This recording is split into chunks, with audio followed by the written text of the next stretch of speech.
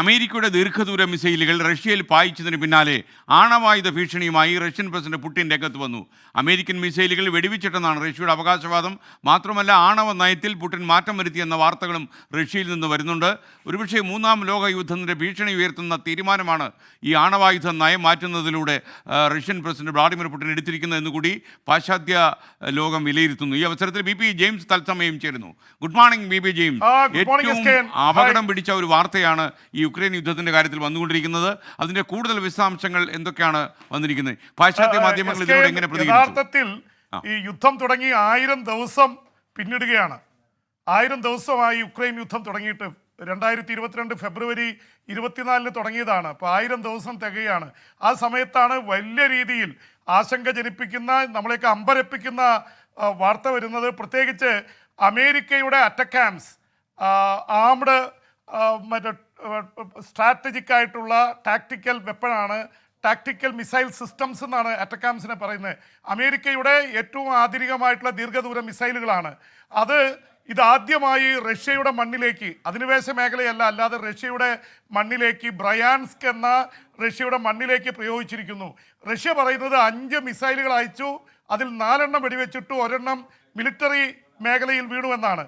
പക്ഷേ പുറത്തുനിന്നുള്ള റിപ്പോർട്ടുകൾ വരുന്നത് 8, അമേരിക്ക തന്നെ പറഞ്ഞിരിക്കുന്നത് 8 മിസൈലുകൾ അയച്ചു, അതിൽ 2 എണ്ണം വെടിവെച്ചിട്ടു, പക്ഷേ 6 എണ്ണം പതിച്ചു. വ്യാപകമായ നഷ്ടം റഷ്യയിൽ ഉണ്ടായിട്ടുണ്ട്. എന്തായാലും റഷ്യൻ പ്രസിഡന്റ് വ്ളാഡിമിർ പുടിൻ വല്ലാതെ ക്ഷുഭിതനാണ്.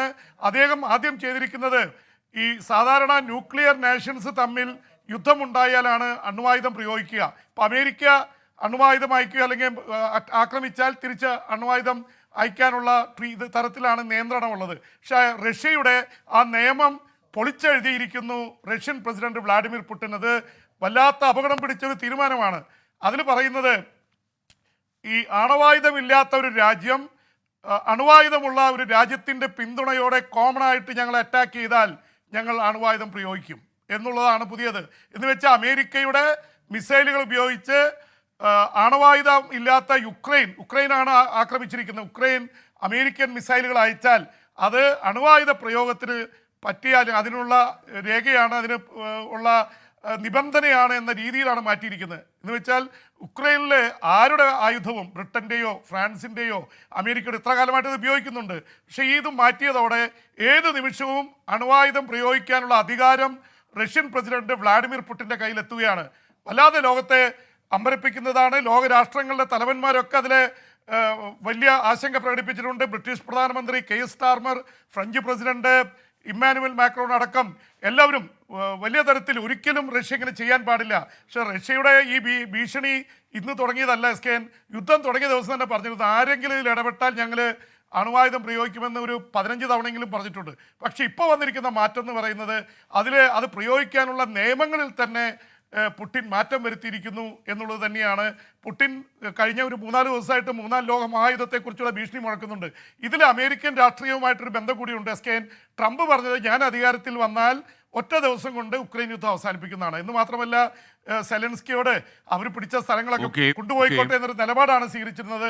പക്ഷെ അതെല്ലാം മാറ്റിവെച്ചുകൊണ്ടാണ് ട്രംപ് തീരുമാനത്തിന് വിരുദ്ധമായിട്ട്, അല്ലെങ്കിൽ ട്രംപിൻ്റെ പ്രഖ്യാപനത്തിന് വിരുദ്ധമായി ഇപ്പോൾ പ്രസിഡന്റായിട്ടുള്ള ജോ ബൈഡൻ ഈ മിസൈലുകൾ, അറ്റക്കാംസ് മിസൈലുകൾ പ്രയോഗിക്കാനുള്ള അനുമതി നൽകിയിരിക്കുന്നത്. അതുകൊണ്ട് തന്നെ അമേരിക്കൻ രാഷ്ട്രീയത്തിൽ ജനുവരി 20 വരെ അധികാരത്തിലുള്ള ജോ ബൈഡൻ യുദ്ധം കൂടുതൽ കനപ്പിക്കാനുള്ള തീരുമാനത്തിലാണ്. ഇത് ഏത് തരത്തിലായിരിക്കും വരിക എന്നറിയില്ല. സാധാരണ രീതിയിൽ പുടിൻ ഇതൊക്കെ പറഞ്ഞാലും പ്രയോഗിക്കാൻ സാധ്യതയില്ല. പക്ഷെ അതിനുള്ള സാധ്യത തെളിഞ്ഞിരിക്കുന്നു. ഇതേയൊപ്പം തന്നെ ഇസ്രായേൽ ഹമാസ് യുദ്ധവും ലെബനിൽ ഹിസ്ബുള്ളിയായിട്ടുള്ള യുദ്ധവും രൂക്ഷമാവുകയാണ്. 100 ട്രക്കുകൾ ഗസയിൽ പാവപ്പെട്ട മനുഷ്യർക്ക് ഭക്ഷണത്തിന് വേണ്ടി കൊണ്ടുവന്നത് കൊള്ളയടിച്ചു എന്ന വാർത്ത കൂടി ഈ മണിക്കൂറുകളിൽ വരുന്നുണ്ട്. Okay, thank you P P James. വിദേശ വാർത്തകളുമായി ഇനി പി പി ജെയിംസ് നാളെ ഇതേ സമയം ഈ പരിപാടി